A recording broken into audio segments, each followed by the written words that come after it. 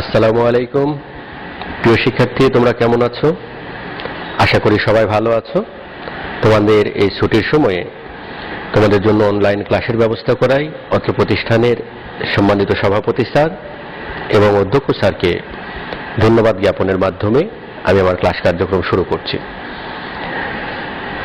প্রিয় শিক্ষার্থী, আমরা গত ক্লাসে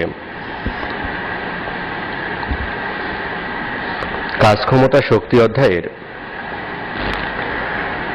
কাজ এবং শক্তি নিয়ে আলোচনা করেছি। আজকে আমরা কাজ ক্ষমতা শক্তি অধ্যায়ে তার পরের অংশ নিয়ে আলোচনা করব। আজকে আমরা মূলত আলোচনা করব ক্ষমতা নিয়ে। ক্ষমতা, যার ইংলিশ পাওয়ার, এই ক্ষমতা কথাটি আমরা বিভিন্ন ক্ষেত্রে ব্যবহার করে থাকি।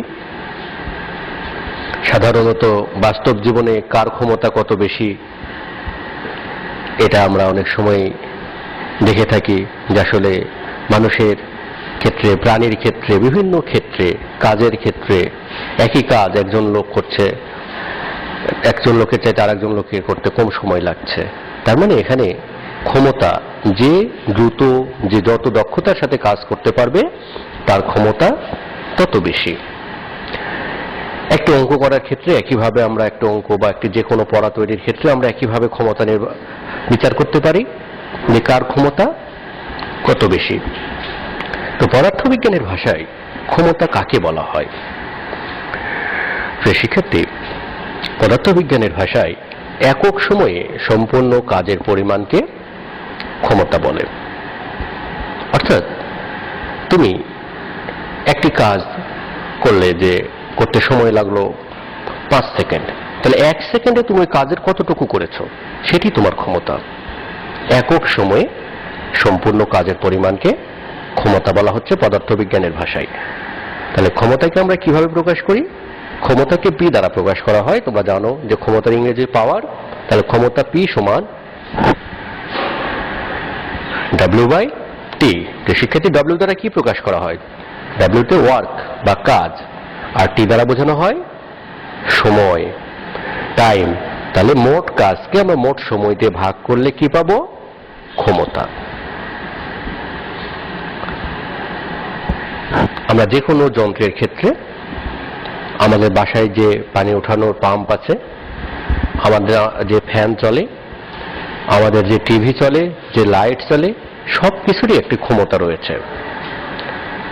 দেখবে বাল্বের গায়ে লেখা আছে 60 ওয়াট বা 100 ওয়াট বা 500 ওয়াট, বা সাধারণত এখন এনার্জি বাল্বগুলো 3, 4, 5, 10, 15 এরকমের ওয়াট লেখা থাকে।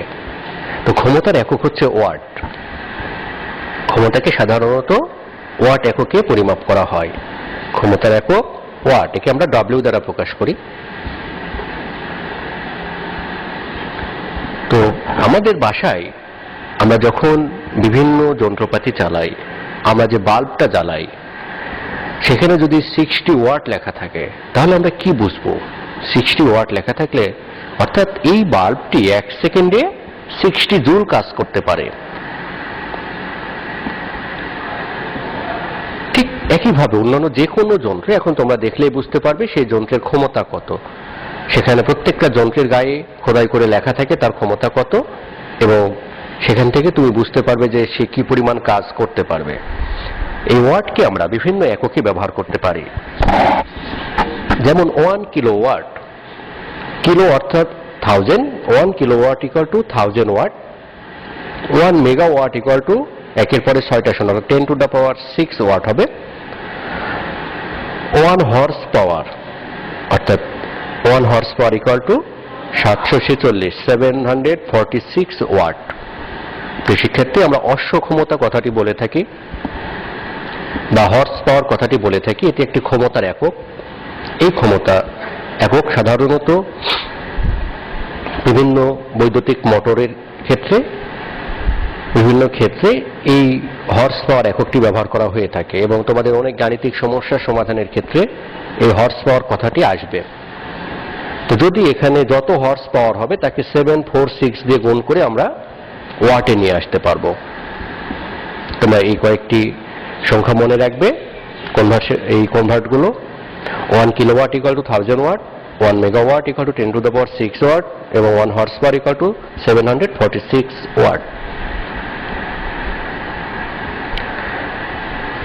প্রিয় শিক্ষার্থী, এখন যদি বলা হয় 100 ওয়াট ক্ষমতা বলতে কি বুঝো, আমি কিছুক্ষণ আগে 60 ওয়াট দ্বারা বুঝালাম যে তোমার বাসায় একটি বাল্ব কিনেছো, বাল্বের গায়ে লেখা আছে 60 ওয়াট, এরকম লেখা থাকে, বা 220 ভোল্ট, 60 ওয়াট 220 ভোল্ট, এ ধরনের কথা লেখা থাকে। তো যখন তোমার বাল্বের গায়ে 100 ওয়াট লেখা থাকবে, বা অন্য কোনো একটি যন্ত্র কিনেছো তার গায়ে 100 ওয়াট লেখা রয়েছে, তাহলে তুমি এটা দিয়ে কি বুঝবে? এর অর্থ এই যে ওই যন্ত্রটি বা যন্ত্রাংশটি যেটি তুমি কিনেছো সেটি প্রতি সেকেন্ডে 100 জুল কাজ করতে পারবে। অর্থাৎ যন্ত্রটি 1 সেকেন্ডে 100 জুল কাজ করার সামর্থ্য রাখে। অথবা 100 সেকেন্ডে আমরা জানি W/T, তাহলে W এর মান যদি 100 হয় আর T এর মান যদি 1 হয় তাহলে 100 হয়, তাই না? তাহলে 1 সেকেন্ডে 100 জুল কাজ করা যে সামর্থ্য তাকে আমরা বলবো 100 ওয়াট। তাহলে আমরা অ্যান্সারটি কিভাবে করব? যে কোনো যন্ত্রের ক্ষমতা 100 ওয়াট বলতে বোঝায় যন্ত্রটি 1 সেকেন্ডে 100 জুল কাজ করতে পারে। এরকম 100 জায়গায় যে কোনো সংখ্যা আসলে তোমাদের অ্যান্সার করতে হবে। 100 জায়গায় 60 আসতে পারে, 1000 আসতে পারে, 500 আসতে পারে, তোমরা একইভাবে অ্যান্সারটি সম্পন্ন করবে। প্রিয় শিক্ষার্থী, আমরা তাহলে ক্ষমতা কি জানলাম এবং তার একক সম্পর্কে জানলাম। আমরা এর প্রয়োগটা দেখি। 60 কেজি ভরের একটি বালক 12 সেকেন্ডে 6 মিটার উঁচু সিঁড়ি অতিক্রম করলো, তার ক্ষমতা কত? এ ধরনের অঙ্ক করার ক্ষেত্রে আমরা প্রথমে কি করব? ডান সাইডে এর যে মানগুলো দেওয়া রয়েছে, যে তথ্যটা দেওয়া রয়েছে, এই তথ্যগুলো আলাদা করে নেব। প্রথমে একটি রেখা টানবো, অথবা আমরা উপরেও লিখতে পারি, তো আমার কাছে এটাই ভালো মনে হয়। এখানে দেখো m ইকুয়াল টু 60 কেজি, অর্থাৎ বালকটির ভর কত? 60 কেজি। কত মিটার উঁচু সিঁড়ি? 6 মিটার উঁচু সিঁড়ি অতিক্রম করলো। h এর মান 6 মিটার। কত সময় লেগেছে তার সময় লেগেছে 12 সেকেন্ড। 12 সেকেন্ড অতিক্রম করেছে, তাহলে t ইকুয়াল টু 12 সেকেন্ড। তাহলে প্রিয় শিক্ষার্থী, আমরা জানি, আমরা এর আগের স্লাইডে যে ফর্মুলাটি শিখলাম, ক্ষমতা P ইকুয়াল টু W/T, কাজ বাই সময়। আমরা জানি W ইকুয়াল টু কি? mgh। সাধারণত আমরা জানি W equal to fh, W equal to fh, f equal to mg। তাহলে ক্ষমতা P ইকুয়াল টু mgh/T। প্রিয় শিক্ষার্থী, এখন আমরা মানগুলো বসিয়ে দিই। m equal to 60 KG, 60 into 9.8 into 6 divided t এর মান 12 বসিয়ে দিই। আমরা হিসাব করলে কি পাবো? 294 ওয়াট। ক্ষমতার একক ওয়াট। তাহলে আমরা পেলাম যে যন্ত্রটির বালকটির ক্ষমতা 294 ওয়াট বা 294 ওয়াট। আমরা এভাবে যে কোনো ব্যক্তি, বস্তু বা যে কোনো যন্ত্রের ক্ষমতা নির্ণয় করতে পারবো।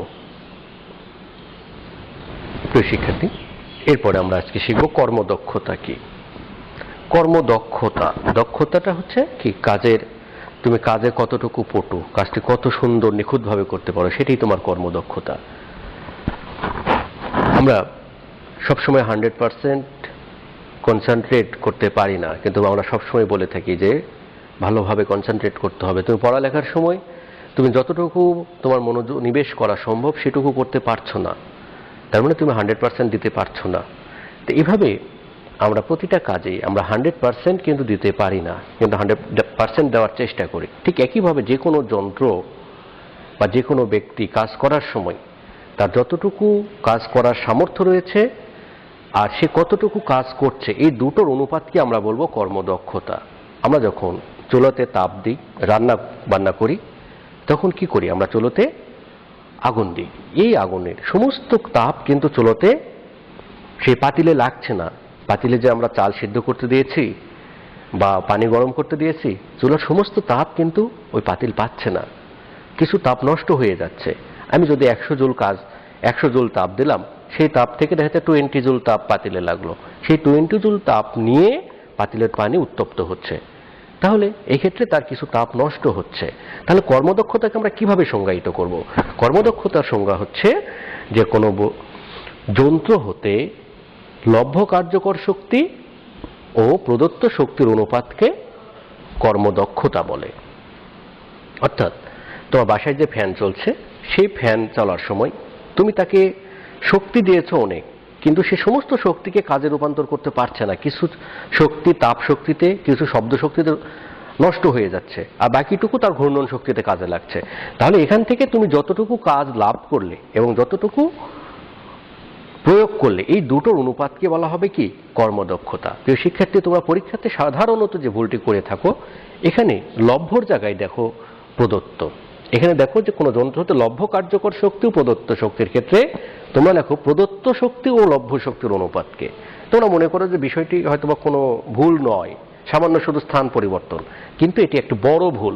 তোমরা যদি এই দুটোর কথা যদি স্থান বিনিময় করো, তাহলে তুমি এই অ্যান্সারে 0 পাবে।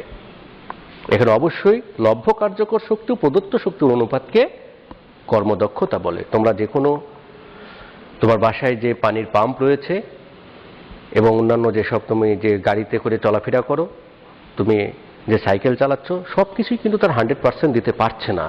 এই কর্মদক্ষতার কোনো একক নেই। কর্মদক্ষতাকে আমরা শতকরায় প্রকাশ করে থাকি। তাহলে কর্মদক্ষতা সমান কি? লভ্য কার্যকর শক্তি ভাগ প্রদত্ত শক্তি। এখানে কিন্তু ভুল করে প্রদত্ত শক্তিটি উপরে লেখা যাবে না। অবশ্যই লভ্য কার্যকর শক্তিটি উপরে লিখতে হবে, প্রদত্ত শক্তিটি নিচে লিখতে হবে।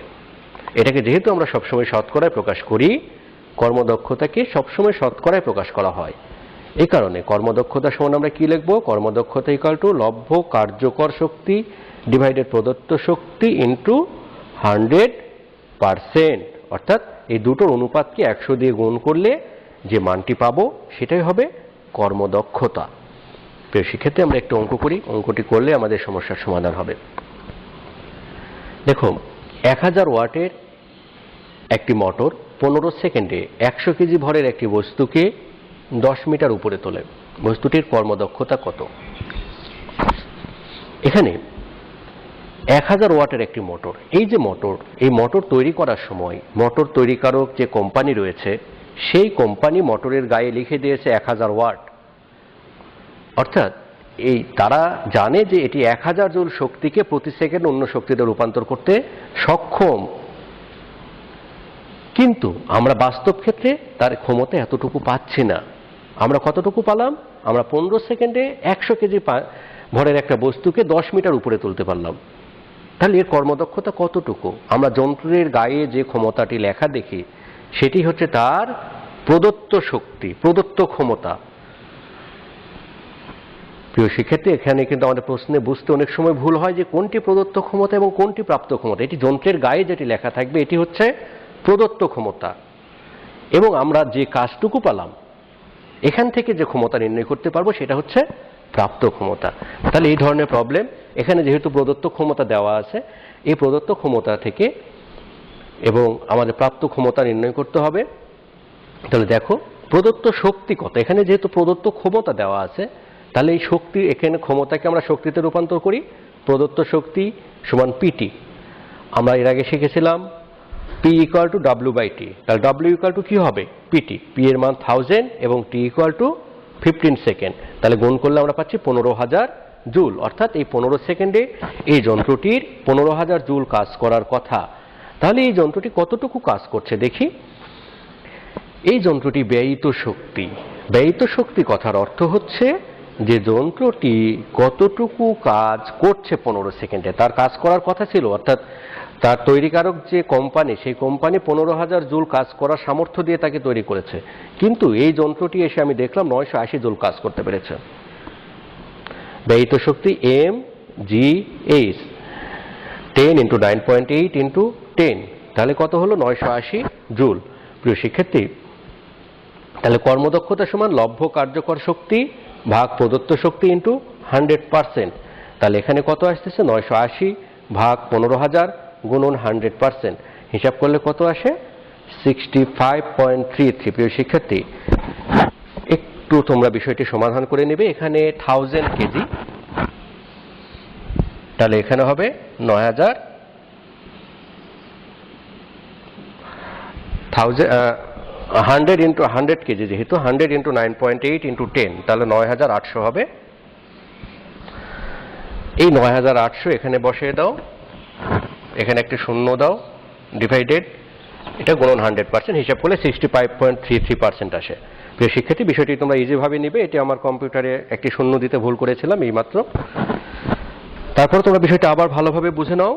দেখো এখানে ব্যয়িত শক্তি, বস্তুটির কত কেজি ভরে বস্তু, 100 কেজি ভরে বস্তু, এই জন্য এখানে 100 হবে।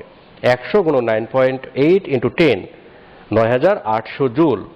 এখানে 9800 তোমরা বসাবে, 9800 ডিভাইডেড 15000 গুণন 100%, তোমরা ক্যালকুলেটারে চাপলে দেখবে যে 65.33% অ্যান্সার আসতেছে।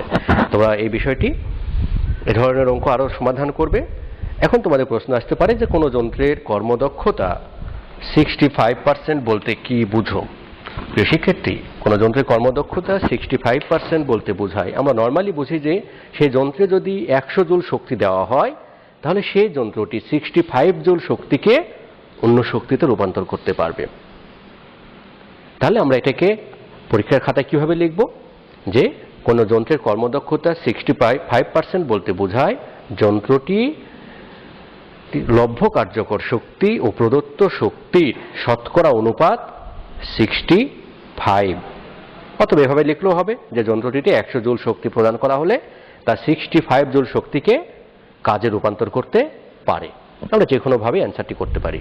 তো শিক্ষার্থী, আমার মনে হয় তোমরা বিষয়টি বুঝতে পেরেছো। তোমাদের জন্য বাড়ির কাজ রয়েছে, খুব যত্ন সহকারে বাসায় এগুলো অনুশীলন করবে এবং বাড়ির কাজগুলো সম্পূর্ণ করবে। তো শিক্ষার্থী, তোমাদের ক্লাসটা খুব মনোযোগ সহকারে করবে এবং এই বিষয় সংক্রান্ত আরও যেসব সমস্যা রয়েছে সেগুলো গুরুত্ব সহকারে সমাধান করবে। আর বর্তমান পরিস্থিতিতে আমরা আতঙ্কিত না হয়ে সচেতন হব, নিয়মিত হাত পরিষ্কার রাখব এবং সামাজিক দূরত্ব বজায় রেখে চলব। ধন্যবাদ তোমাদের।